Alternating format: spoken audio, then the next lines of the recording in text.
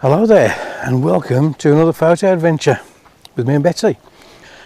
Today we've come out to try and help you get better photos when taking photos of pets, namely dogs. So join me shortly and I'll show you how I set up photographs for Betsy.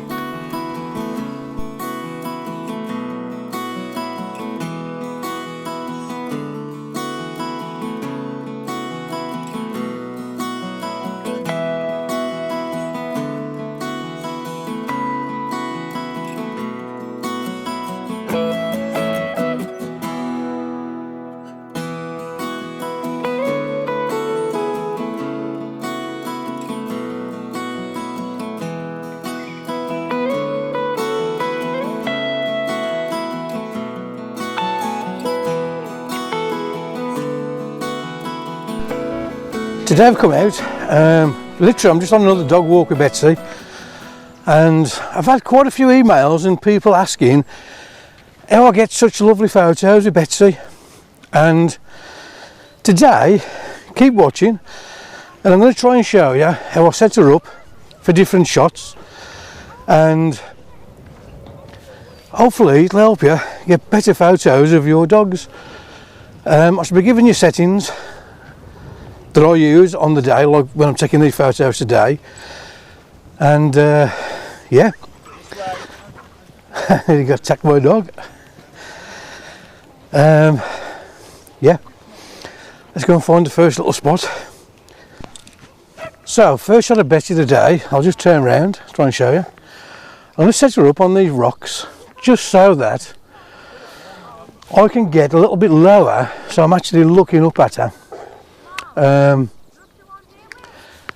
Yeah, I'll just set her up and let's see if we can get a shot.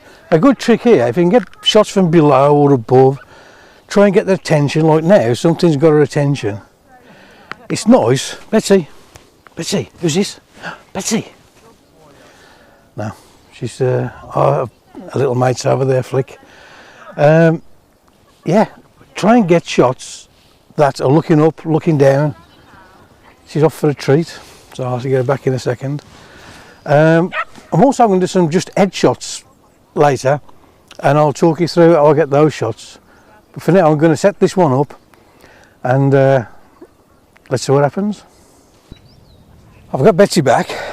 She's just been over to see her friend Flick, so I'll now talk you through how I try and set Betsy up. Betsy, come here. Oi, come here. Betsy. I'll just put my camera down for a second. Betsy, come here. Get here. Get here. I find a spot that I actually like, I like the background.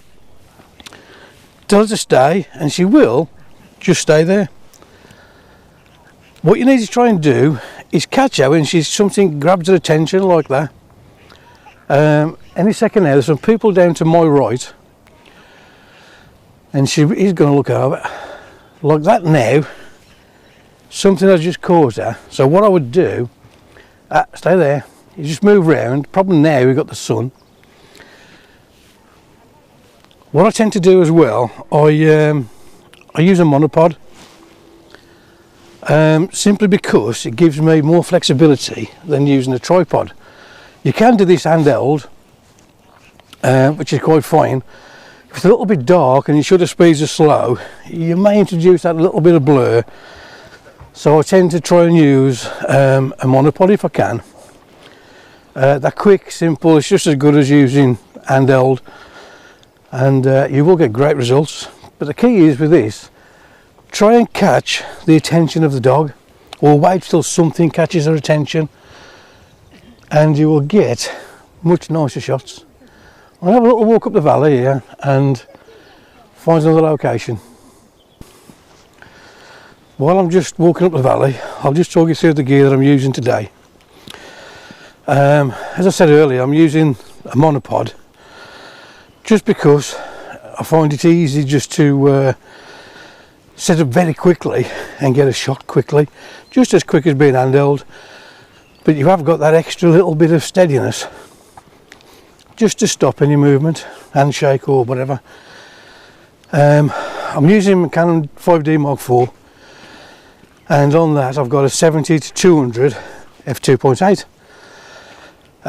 Fantastic lens, and the reason I brought this lens out today is so that I can zoom in quite a lot and just blur out the background for taking headshots. All you need to do is look for a nice little spot with plenty of colour in the background, and you can get some incredible photos. I will show you a little bit later. I've just found a little spot, and all I've got to do first is find my dog. She's run off, and I'll talk you through what I'm doing here. So Betsy just found a couple of pheasants and legged it, so I'm probably going to have to wait an extra hour now for her to come back. I have just met a friend here, Jen, with her little dog Flick. I'll get Flick in a minute. Going to get some photos when she comes back.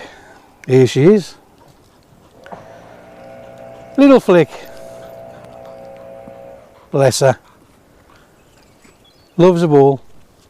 So I'm just going to set up and try and get a couple of photos. Yeah, don't know where, probably just here with the sand.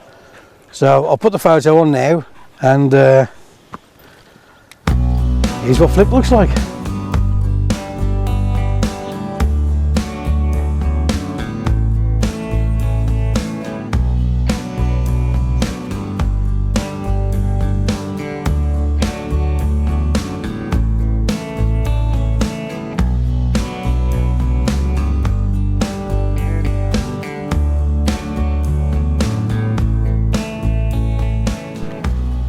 So Betsy's finally come back after nearly 40 minutes chasing pheasant.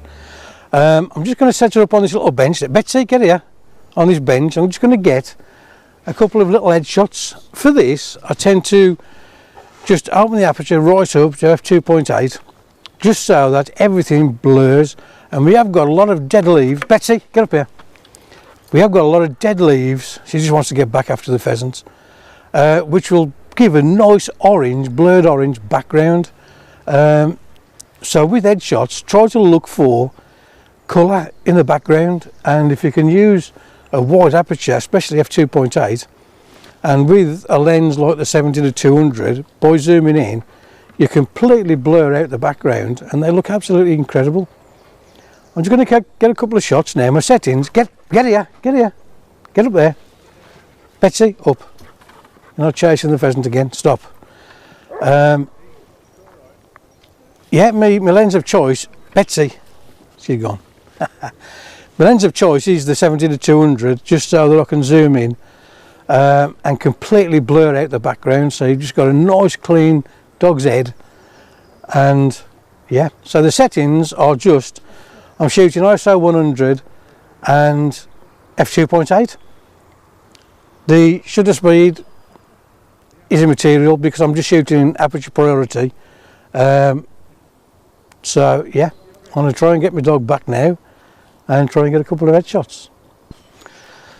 Another nice little shot that I like doing with Betsy is on a path, and I'll send her off in front and then call her back, and I'll just love the way dogs just trot back towards you. They can make fantastic photos. Just a nice woodland scene, nice path, and the dog just walking down towards you. I'll try and set up, I'm just on a path now, I'll just turn around. This is a path. I'm just going to send her forward and then bring her back and try and get down to her right and get a couple of shots. So it is getting busy over here now, so there's a lot of distractions for her, but hopefully we'll get the shot in a second. So I've just got a couple of little shots as they're running towards me. Again, the settings are the same. I'm shooting f2.8 just because I want the background to try and blur as much as I can and just get focus on the dog. There are some scenes when I go out Wales or Scotland, if I get a big beautiful vista somewhere, big view, I will then set Betsy up looking at the view, and I will try and then shoot something like f16 just to get really good depth of field. And yeah, it looks like Betsy's just looking into the scene. They look fantastic, the photos. You just need to put a little bit of thought in to where you actually am. Try and get shots from low down, from high up, everything you can. If you want portrait shots to hang on the wall, take the collar off the dog. Collars look dreadful. I much prefer to see a dog just natural with no collar on if you're going to print it and hang it up on a wall. So try and remember that one as well. Get the collar off the dog. So I'm now going to try and set her up on these rocks here. Again, she's well elevated from me, so the photos should look quite nice. I may even convert this to a black and white, this one. I do like photographs shooting upwards towards a dog as black and whites. They do look great. Again, another tip for you, flip your photos to black and white. So I'm now going to have a little walk down to the cafe here and get a cup of tea with Steve and Wendy. If they've got their dog here, Winnie, I'll get a couple of photos of Winnie. She's a beautiful dog. So yeah, join me shortly. I will walk back down where the pheasants were, so Betsy's off already. And hopefully she'll leave them alone now and we can go and get a cup of tea. Lovely cup of tea at the cafe again. Just got a couple of photos of Winnie, which I'll put on at the end of the video, which will be shortly. I've had enough for today. Betsy's gone off again and she's just going absolutely mental. There's too many pheasants about today. So I'm going to head home now. Her tongue's hanging out, it's about a foot long. Oh yeah, you're right. So yeah, time to go home and grab some breakfast now. It's a fantastic place, this is, and there's so many places you can go to get photographs. As with anywhere, I would recommend just searching your local areas, little nature reserves, little parks, stuff like that, and look for colour, for backgrounds and stuff like that. You can get fantastic photos. As I say, the thing to do with dogs is set them up, get some treats with you and start training them to keep still and just sit there waiting for a treat. Start off with about 10 seconds, you'll build up to 20, then 30 seconds. That's enough just to get a quick snap of your dog, and yeah, you'll end up with far better images. Try and look for things where you can get the dog running towards you. Set them up somewhere elevated so you can shoot from low down. Try and shoot from high up. Best thing to remember, the best tip to have, if you want to print a photo off of your dog, then take the collar off. They'll look so much better without a collar. Yeah. So she's just gone again. Another pheasant's just squawked and she's gone again. So I'll end the video now. If you like the video, please give me a thumbs up and subscribe. Your support is greatly appreciated. And see you the photos. And until next time, take it easy.